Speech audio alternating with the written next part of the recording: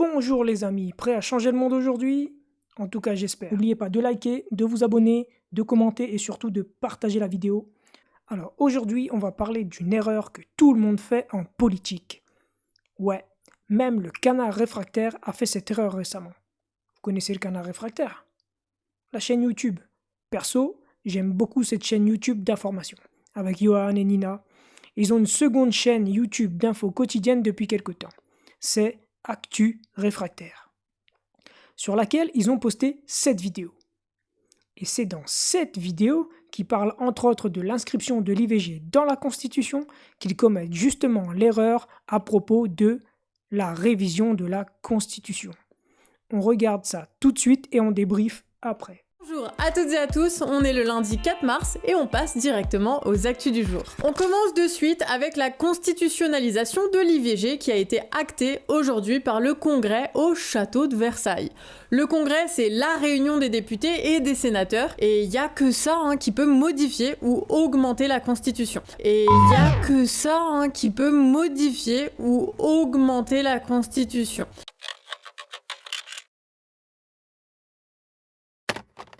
Alors, cette info n'est pas fausse, mais pourquoi ce n'est pas entièrement vrai? Car on va dire qu'il y a deux types de révision de la Constitution.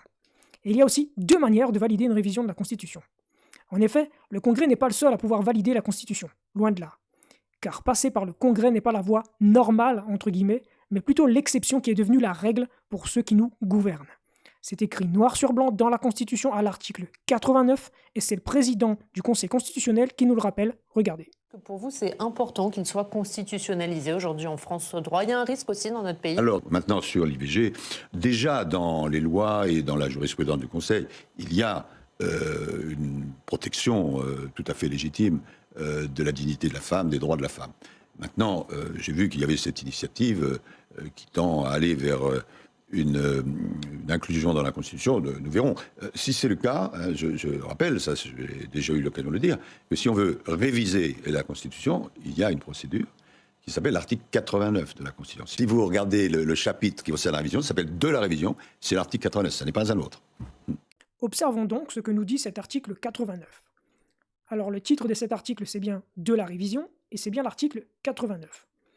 J'ai surligné pour vous en rouge et en vert les deux façons de réviser la Constitution. Alors, au deuxième alinéa, j'ai surligné en rouge le mot « projet ». Alors, c'est un projet de révision de la Constitution lorsque c'est le président de la République, sur proposition du Premier ministre, qui demande un changement dans la Constitution. Et en vert, vous pouvez voir que c'est une proposition de révision lorsque ce sont les membres du Parlement qui le demandent. Dans tous les cas, il est vrai que le texte doit être examiné par les deux assemblées en termes identiques. Mais les deux assemblées ici ne représentent pas le Congrès. C'est-à-dire que le texte de révision de la Constitution fait la navette entre l'Assemblée nationale et le Sénat, et ils doivent être votés en termes identiques. Ce qui est le plus important ici, c'est ce que j'ai surligné en rouge à la fin du deuxième alinéa. Il est écrit que la révision est définitive après avoir été approuvée par référendum. Donc, c'est bien la voie référendaire qui est la voie normale de révision de la Constitution. Cela dit, si vous regardez juste en dessous, il y a un mot encadré en rouge. C'est le mot « toutefois ». Ce mot est un cavalier pour passer au-dessus de la validation référendaire par le peuple de toute révision de la Constitution. Toutefois, le projet de révision n'est pas présenté au référendum lorsque le président de la République décide de le soumettre au Parlement convoqué en congrès. C'est seulement à ce moment-là que le congrès intervient, lorsque le président décide de passer au-dessus de la version référendaire de validation de la Constitution pour passer par le Congrès. Alors maintenant, on va voir tout de suite la signification de ce « toutefois » qui, comme je vous l'ai dit, est un cavalier qui permet au président de passer au-dessus de la voie référendaire pour faire valider un projet de révision de la Constitution. Toutefois, comme je l'ai dit précédemment, c'est un adverbe coordonnant qui introduit un rectificatif destiné à empêcher qu'on ne généralise trop la portée de l'assertion précédente, ou à la limiter en énonçant un fait qui en est exclu. En gros, toutefois, pose deux faits qui s'opposent, sans que le deuxième ait le pouvoir de détruire la valeur du premier. On nous explique que, dans une phrase grammaticalement indépendante, donc comme on a dans l'article 89, deux phrases qui se suivent mais qui sont indépendantes, l'utilisation du mot « toutefois » marque une relation d'opposition restrictive avec la proposition précédente.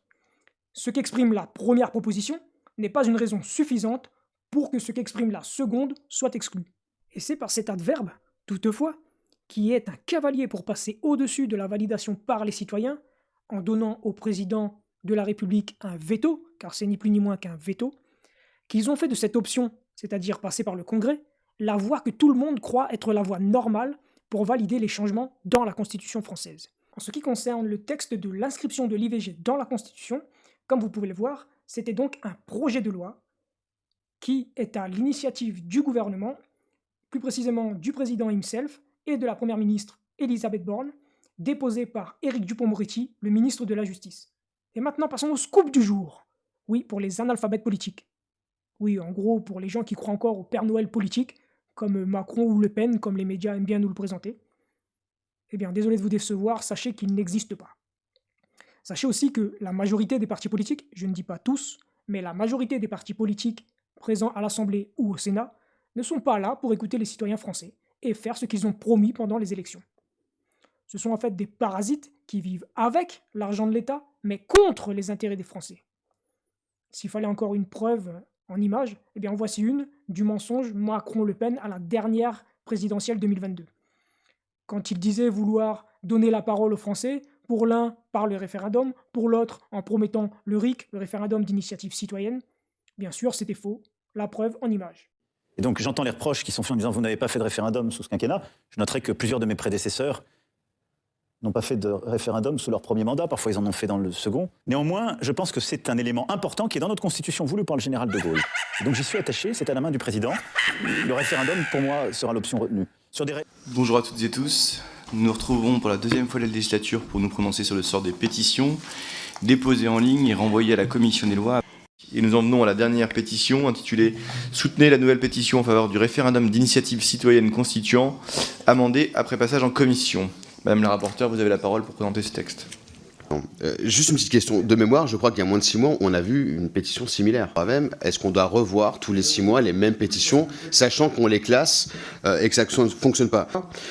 Je rappelle aussi que la révision de l'article 89C proposée exclut totalement le Parlement, et c'est quand même assez particulier et inquiétant de voir des parlementaires dire qu'ils veulent absolument contourner le Parlement pour pouvoir donner la parole au peuple sans aucun garde-fou. Donc ça pose des questions sur ce qu'est l'Assemblée nationale, qui est le cœur battant de la démocratie et qui est une démocratie représentative. Le contourner démontre une seule chose, c'est une envie d'anarchie.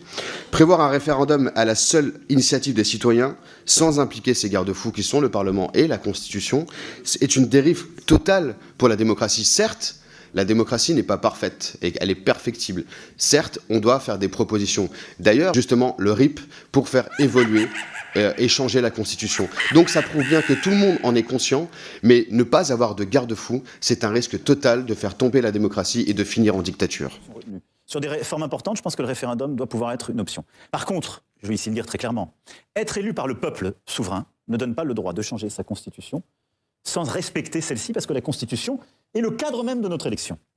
Parce que je pense que ce que vous proposez n'est pas constitutionnel, ce qui est, à mes yeux, un problème. La loi suprême du peuple...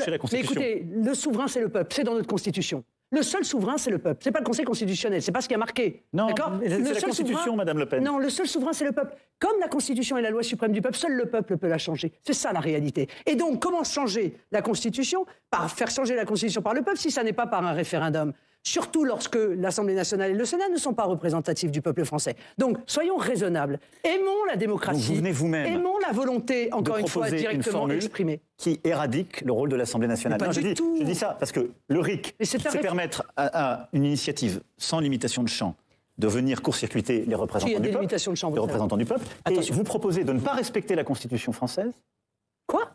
C'est exactement ce que vous proposez là, c'est-à-dire de la changer sans passer par l'Assemblée nationale. Je dis ça parce que l'hommage à l'Assemblée nationale était sans doute un mensonge. De vous dire que, encore une fois, le peuple est souverain. C'est à lui directement de pouvoir changer la Constitution. C'est à lui directement de le faire. Et je vous rappelle quand même que dans notre Constitution, il est indiqué que la souveraineté appartient au peuple et qu'il exerce par la voix de ses représentants et par le référendum. Donc le général de Gaulle l'a fait. Il faut d'ailleurs, moi je m'appuie, je me ressource à notre constitution française, la République laïque, démocratique, indivisible, sociale, le gouvernement du peuple, par le peuple et pour le peuple, c'est ce que je souhaite faire, c'est la renaissance démocratique que je veux offrir aux Français. Propose de nouveau la création d'un référendum d'initiative citoyenne en matière de révision constitutionnelle en modifiant l'article 89 de la Constitution relative à la procédure de révision. Madame Edwige Diaz. Merci Monsieur le Président. La pétition ici renvoyée auprès de la Commission des lois a pour objet le soutien au référendum d'initiative citoyenne constituant. Les députés du groupe Rassemblement National ne sont pas favorables à cette initiative. En proposant ce RIC constituant, en permettant de modifier à outrance la Constitution, clé de voûte des institutions de la République, nous prenons le risque d'une instabilité préjudiciable à notre régime politique.